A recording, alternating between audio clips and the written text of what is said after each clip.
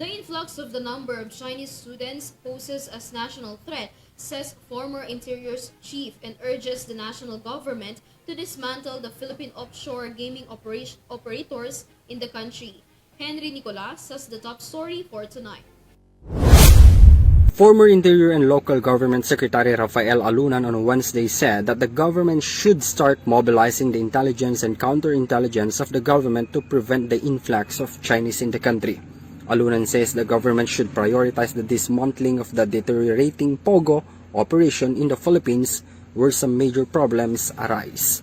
He also added that it is also important for Filipinos to know that the increase of Chinese in the country is a big threat to our national security. So it is important to unite in the goal of the government to defend our territory against unexpected invasions.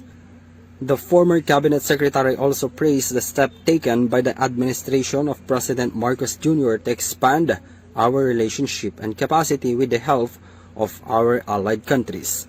Identify, to detect, identify, and expel yung mga Trojan horses na nandito na, yung mga infiltrators, mga sleeper cells.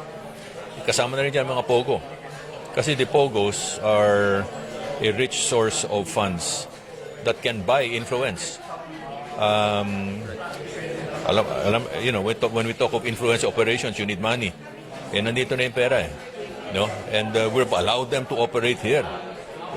Maling-mali tayo for allowing them to operate here. People are unaware, lahat ito na nangyayari under our very noses. Pag pumutok na yung bakbakan between the US and China, doon lang tayo magpe-prepare, no? Talaga papanik tayo niyan. Some of the perceived reason for the influx of Chinese in the country are the lack of knowledge, patriotism, and others, according to him. It has to do with our lack of knowledge, lack of awareness, lack of patriotism, lack of moral values, because it's basically our corruptibility. Ang ating corruptibility na ginamit ng that was exploited by the Communist Chinese Party of and the People's Liberation Army. Okay? Suhol sa police, suhol sa immigration, suhol sa customs, suhol sa media, suhol sa local government. Maski sino sinusuhulan, tinatanggap. Kaya they're able to do anything that they want.